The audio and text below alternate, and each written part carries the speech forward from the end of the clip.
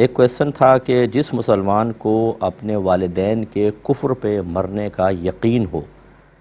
تو اب اس کے بارے میں اس دعا کو پڑھنے کا کیا حکم ہوگا؟ ربنا اغفر لی ولی والدی وللمؤمنین یوم یقوم الحساب، یعنی اے اللہ تعالیٰ میرے والدین کی اور جو قیامت تک مسلمان آنے والے ہیں سب کی بخشش و مغفرت فرما دے۔ دیکھیں، سب سے پہلے کویسچن کیوں بیدار ہوا اس کا آپ کو ویسے پتہ ہی ہے کہ اللہ تبارک و تعالیٰ نے قرآن عظیم میں یہ ارشاد فرما دیا کہ جو حالت کفر پر مر گیا وہ ہمیشہ ہمیشہ جہنم میں رہے گا۔ اس کا مطلب ہے کہ اس کے لیے مغفرت کا مطلب ہوتا ہے سابقہ گناہوں کی بخشش، اس کا بھی کوئی چانس نہیں،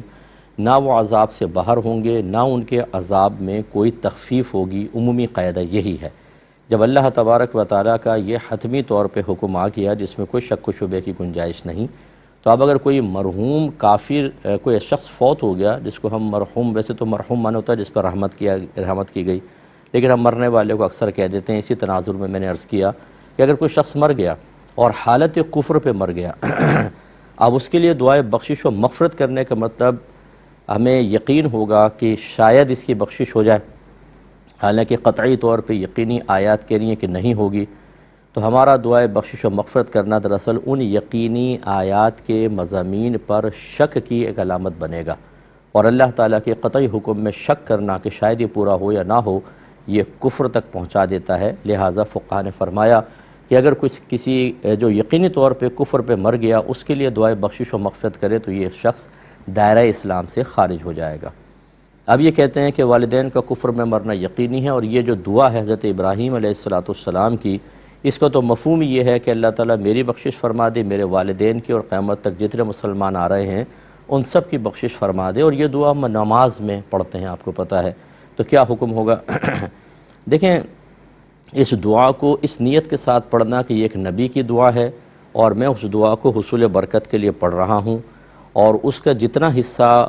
ممکن ہے، جیسے اپنے لیے دعائے بخشش و مغفرت اور دیگر مسلمان بھائی بہنوں کے لیے دعائے بخشش و مغفرت، اس پر مفہوم کے اعتبار سے اعتقاد رکھ کر آپ دعا کریں، لیکن والدین کے لیے صرف ایک دعا کی نقل کا ارادہ کریں کہ ابراہیم علیہ السلام کی دعا کو برکت کے لیے پڑھ رہا ہوں،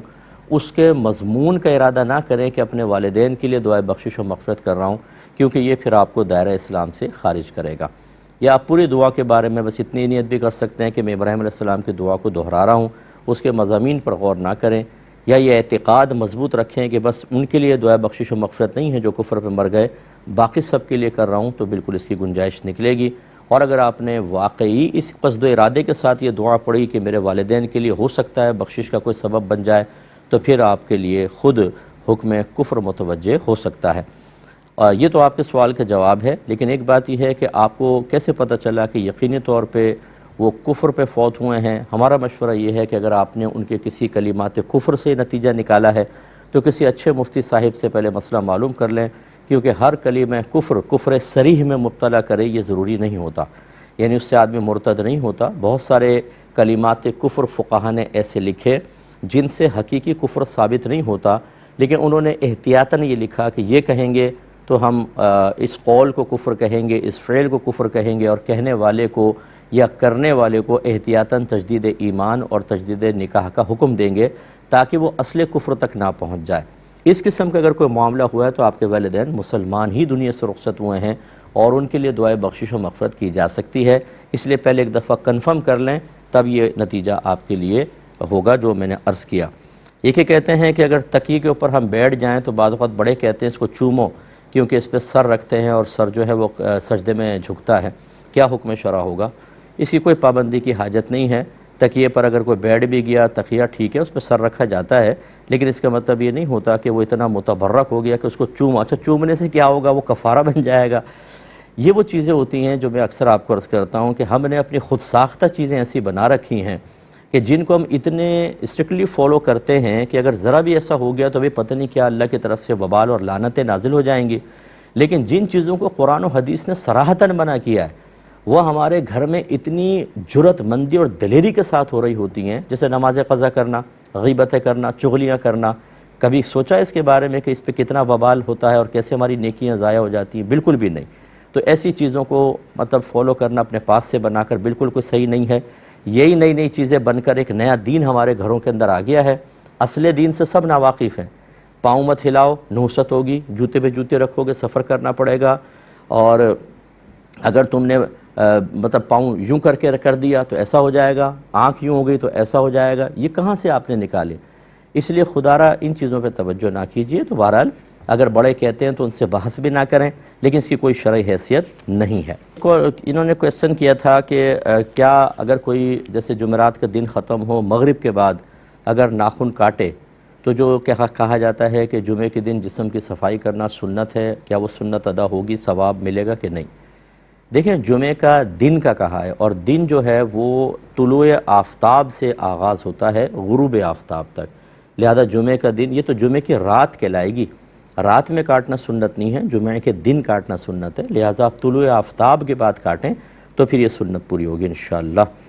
ایک یہ کہتے ہیں کہ 60 سال کے اگر کوئی خاتون فوت ہو جائیں تو ہمارے یہاں خواتین یہ کہتی ہیں اگر آگے وہ نکاح کا ارادہ رکھتی ہیں تو عدت کریں گی، اور نکاح کا ارادہ نہیں ہے تو عدت نہیں کریں گی، کیا حکم شرع ہوگا؟ دیکھیں، جیسے جو ان بہنوں نے کہا بالکل غلط کہا۔ شریعت نے مطلقاً یعنی وداؤٹ اینی کنڈیشن نکاح کرنا چاہے نہ کرنا چاہے، شوہر کی وفات پر 4 ماہ 10 دن تک عدت اور سوگ کا حکم دیا ہے۔ وجہ یہ ہے کہ شوہر ایک اللہ کی بہت بڑی نعمت ہے، اور نعمت کے چھن جانے پر اظہار افسوس کا حکم ہے۔ عام ہمارے اہل سنت کے نزدیک کوئی عام شخص فوت ہوگا شوہر کے علاوہ تو 3 دن تک سوگ جائز ہے، اس کے بعد منع ہو جاتا ہے، مکروہ تحریمی ہوتا ہے، بلکہ گناہ ہوتا ہے، جبکہ شوہر کی وفات پر بیوی 4 ماہ 10 دن تک سوگ منائے گی۔ اور وہی سوگ کیوں ہے کہ جی شوہر کی نعمت چھن گئی، اس لیے اللہ تبارک و تعالیٰ نے حکم دیا ہے، تو لہٰذا اس کا نکاح کرنے یا نہ کرنے سے کوئی تعلق نہیں ہے، اور اس عورت پر چاہے 60 سال کی ہو چاہے 100 سال کی عدت واجب ہے۔ جو عورتیں ایسا کہہ رہی ہیں وہ گناہ کبیرہ کی مرتکبہ ہیں، توبہ کرنی ہوگی۔ یہ کہتے ہیں کہ کہا جاتا ہے کہ اللہ تعالیٰ کی بنائی ہوئی ہر چیز سے پیار کرو، تو کیا شیطان اور جہنم بھی تو اللہ نے بنائی ہے، ان سے بھی پیار کریں؟ دیکھیں، پہلی بات تو یہ کہ یہ مقولہ ہی غلط ہے۔ کس نے کہا کہ اللہ کی بنائی ہوئی ہر چیز سے پیار کرو؟ یہ تو نہیں کسی نے بھی کہا۔ دوسری بات یہ ہے کہ ایک ہوتا ہے اللہ کی بنائی ہوئی چیز کو حقیر نہ سمجھنا۔ ہاں، یہ کہہ سکتے ہیں آپ کہ جو بھی اللہ نے چیز بنائی اس کو حقیر نہ سمجھیں آپ۔ جانور ہے، کتا ہے، جیسے کتے کو حقیر نہ سمجھیں، اللہ کی مخلوق ہے۔ حتیٰ کہ کافر کو بھی حقیر مت سمجھیں۔ ہم نہیں کہتے کہ ہمارا مذہب نہیں کہتا کہ ایک کافر سے حقارت والا، توہین والا سلوک کرو، پیار محبت کا سلوک کریں، ٹھیک ہے، جہاں تک شریعت اجازت دیتی ہے، تاکہ اس کے ذہن میں اسلام کا اچھا تصور قائم ہو، ایک مسلمان کے بارے میں وہ اچھے گمان کرے تو اس کا دل مائل ہوگا اسلام کی تعلیمات کو اختیار کرنے کی طرف۔ یہ تو ہے، لیکن یہ نہیں ہے کہ آپ جو چیز اللہ نے بنائی اس سے پیار کرو، تو پھر مطلب اگر یہ اس چیز کا مکلف بنا دیتے تو وہی جیسے آپ نے کہا کہ شیطان سے بھی پیار کریں، حالانکہ شیطان سے تو ہمیں نفرت رکھنی چاہیے، کیونکہ وہ اللہ تعالیٰ کا سب سے بڑا نافرمان اور بلا مبالغہ لاکھوں کو جہنم میں لے جانے کا سبب بنے گا۔ لاکھوں کو اس نے کافر بنایا اور اس کو کفر کے اوپر استقامت قائم رکھی، یہ کون سا محبت والا ہے؟ تو لہٰذا یہ مقولہ درست نہیں ہے۔